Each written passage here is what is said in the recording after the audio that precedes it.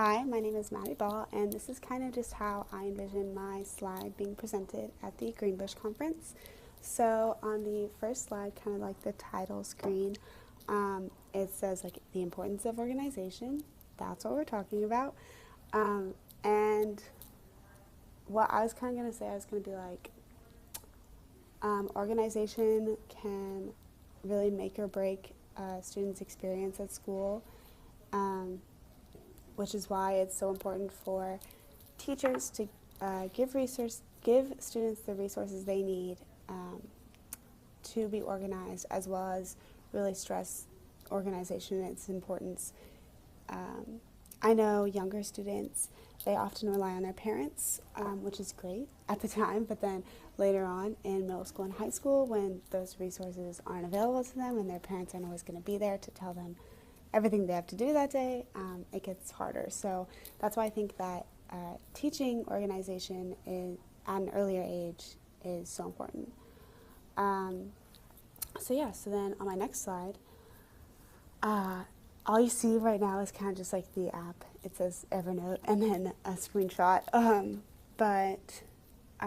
So my idea was to be able to explain like different things about organization through the apps.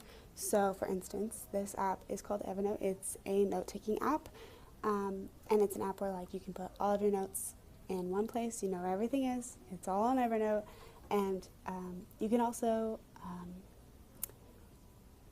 make your notes easier for each student to read as an individual, because you can highlight different things, color different things, bold words, and a lot of other tools. You can add pictures, you can draw. So whatever is easiest for the student to read or understand, they can do on Evernote. So on my Evernote that I wrote it about the effects of disorganization for the Greenbush conference. And I have like two sections, the on the surface and below the surface effects.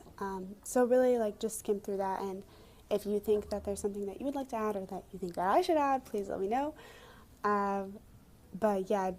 Just kind of like skim over those things when you're talking about the effects.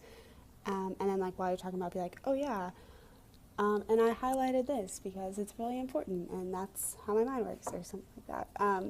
So then the next app that I have on there is Remember the Milk. Remember the Milk is a kind of like a to-do list. So you can type in your tasks for the day, or the things you have to do that day, and it'll appear as a list every day. So you can plan ahead, and I can say I have to do my math homework for Friday tomorrow, and then it'll put it in tomorrow's list, and it'll pop up and show you everything you have to do. So kind of like a virtual planner.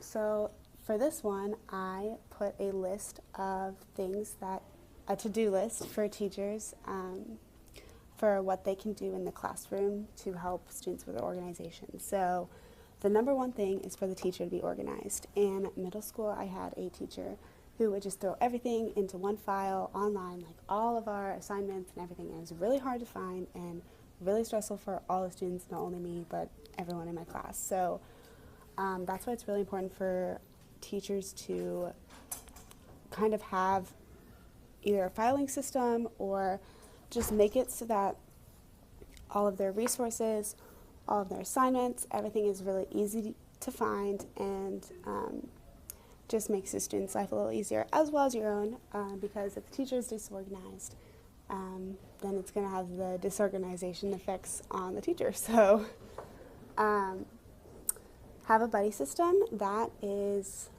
where you can pick a friend or a buddy that you can kind of rely on to text or talk to and ask questions about what we had for homework. They can keep each other accountable for work, and it's just kind of an extra friend that you can have to check up on. So obviously high schoolers, they can text each other and ask questions.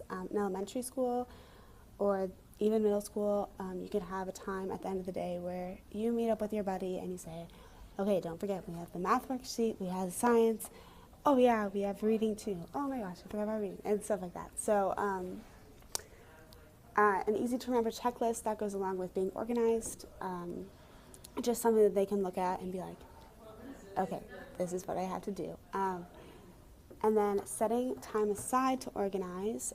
In elementary school, my 4th grade teacher had a time, like 15 minutes in the day, where we would all take out our planners and write down all the homework that she had written down on the board that we had to do that night. And even though it's like not necessarily less responsibility for the students, but it's a little easier because they so having a time to write into your planner makes it easy for the students to have everything written down, and then gets them into the habit of writing down all things that they have to do that day. And then also you could set aside time to do like backpack checks or folder checks, make sure that everything's organized and there isn't just like piles of random papers everywhere. And this will actually reveal the students who are struggling more than others to stay organized, in which case you can take those individual students aside and talk to them.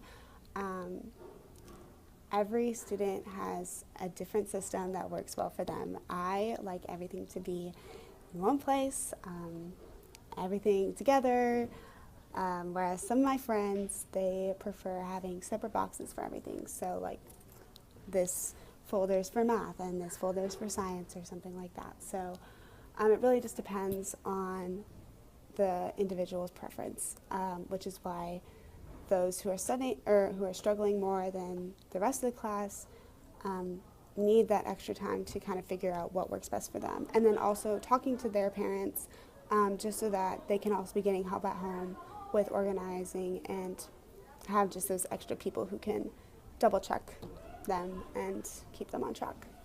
So then my last app is 24Me. This is my favorite app because it has everything compiled into one, which, like I said earlier, is what I really like. It's got the calendar, it's got the to-do list, and it's also got a note section where you can write notes. So this works really well for me. If I were you, I would just download these apps, kind of check them out so that it's easier for you to talk about them and explain them to the audience. And then also, as you can tell, I kind of added in a lot of my own personal experiences, which are A, easy to tell, and B, easy to hear. So I would suggest if you have any experiences or stories about organization or disorganization, those will really help your presentation. But yeah, that's pretty much it. So good luck.